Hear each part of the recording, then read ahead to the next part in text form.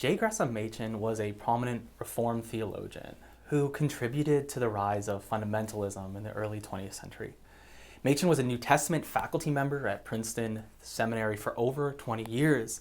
However, in the late 1920s, he witnessed as Princeton underwent this serious upheaval as the influence of liberalism spread through the institution. Now, he was actually denied a promotion to the chair of apologetics and ethics by the General Assembly of the Presbyterian Church. And this denial was partly due to his polemics against liberalism. So Machen left Princeton and founded Westminster Theological Seminary. This seminary was dedicated to upholding and defending conservative, traditional Christian values and doctrine. Machen was committed to reestablishing conservatism against liberalism. He actually exemplifies the conservative response in a similar way to Hodge. He stands in the line of Hodge. And he understood that this conflict between Christianity and liberalism was the question of the time. This is what he says. From every point of view, the problem in question is the most serious concern of the church. What is the relation between Christianity and modern culture? May Christianity be maintained in a scientific age? It is this problem which modern liberalism attempts to solve. But liberalism solves the problem of modernity by transforming Christianity into another religion altogether. Well, this is Machen's view. Machen offers this really stunning critique of liberalism in his book, Christianity and Liberalism. In the opening pages, he says this: in the sphere of religion in particular, the present time is a time of conflict. The great redemptive religion, which has always been known as Christianity, is battling against a totally diverse type of religious belief, which is only the more destructive of the Christian faith because it makes use of traditional Christian terminology. So Machen understands well that modernity raised new questions and problems for theology. Liberalism, however, accommodated theology to these waves of modernity. Liberalism continues to use theological language, even the traditional language. But for Machen, it's an entirely different religion. Liberalism has given up the faith in its accommodation to modernity's scientific discoveries and the philosophical revolution. Well, why does Machen have this view? What makes this strong distinction between liberalism on the one hand and Christianity on the other? Well, the context that he's writing in is very important. The church as a whole was really divided on this issue of historical critical scholarship. They didn't know what to do with it. This growing field raised serious questions about the history of the Bible and the reliability of Scripture.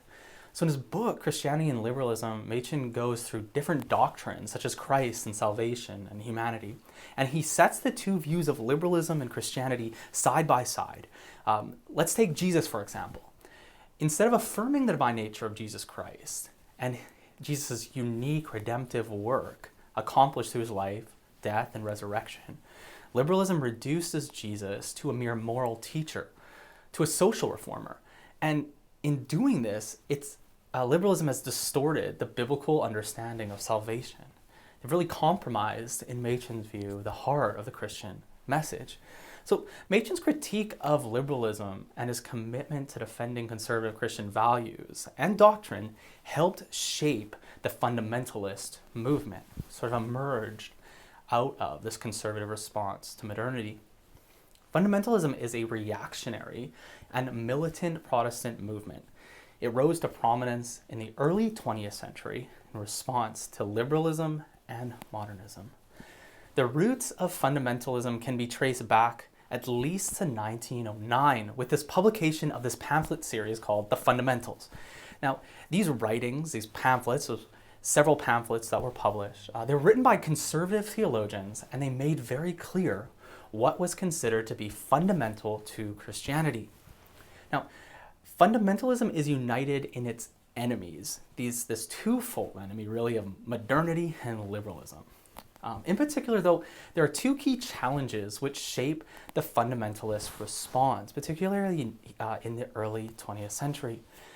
First, fundamentalists strongly opposed higher biblical criticism, which argued that the texts of Scripture developed over time through a process of redaction, through a process of edits. Higher biblical criticism undermined the inerrancy and the inspiration of Scripture. Fundamentalism argued against this. It argued that the Bible was inerrant, that it was true in all matters, including history and science. Now, Darwin's theory of evolution in the 20th century brought these further challenges to traditional Christian beliefs. Evolutionary theory challenged literal readings of the creation account in Genesis and posed a significant threat to other interpretations of Scripture. Fundamentalism responded and sought to rid the schools and the public sphere of evolutionary theory, which in their mind was heretical and anathema to the Christian faith. So fundamentalism as a movement fought against modernity, against liberalism, against biblical criticism and evolutionary theory. But it's not simply through this agreement on what they oppose. It's also, this movement is characterized by several other markers. First, fundamentalism is militant. A fundamentalist is a militantly anti-modernist evangelical. Fundamentalism views itself as a part of this cosmic battle. Fundamentalists sought to regain control and power in both society and culture.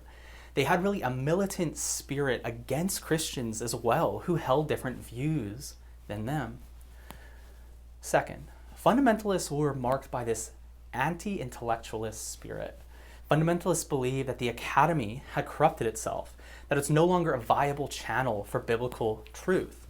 Fundamentalism gave rise to its own seminaries, its own Bible colleges and institutions of learning.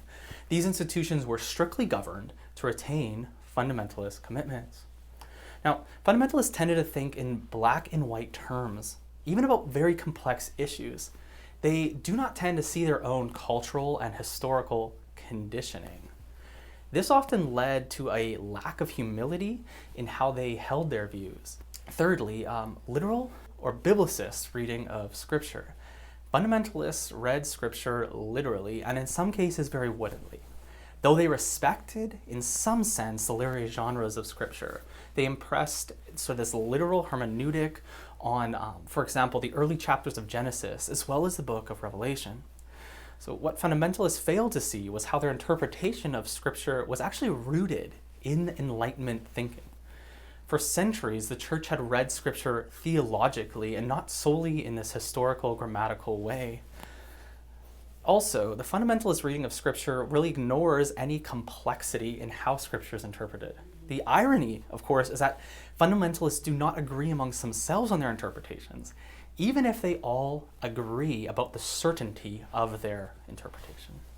Fundamentalists see themselves as a faithful remnant, called out from the wider world and also from other Christian denominations. See, they see themselves in opposition both to the world but also to these compromised denominations. So this perspective stems from this desire to maintain doctrinal purity and to avoid contamination by anything that they view as compromising. As a result, fundamentalists often prioritize sort of internal cohesion and separation from external cultural and religious influences. So these characteristics, they shape collectively the identity and the worldview of fundamentalism. They also influence fundamentalism's approach to theology, its engagement with the world, and its understanding of the Scriptures. Now there's one significant event that I think we need to discuss in the history of fundamentalism. That's the famous Scopes monkey trial. So in this trial, a school teacher by the name of John Scopes from Tennessee was tried for teaching evolutionary theory in the public schools. Now, the fundamentalists actually won the court case. John Scopes was found guilty of teaching evolution, but crucially, they lost the cultural battle. By the 1920s and 1930s, the fundamentalists had lost social power. The effects of fundamentalism continued on, particularly in the Southern Baptist Convention, the Pentecostal Church, and in dispensational churches. Also, fundamentalism carried on in evangelicalism, which really developed as a response to what evangelicals perceived as failings of fundamentalism. And we're going to look at evangelicalism later on in the semester. While fundamentalism was marked by this militant and separatist spirit, evangelicalism sought to engage with culture and society while still upholding traditional Christian beliefs.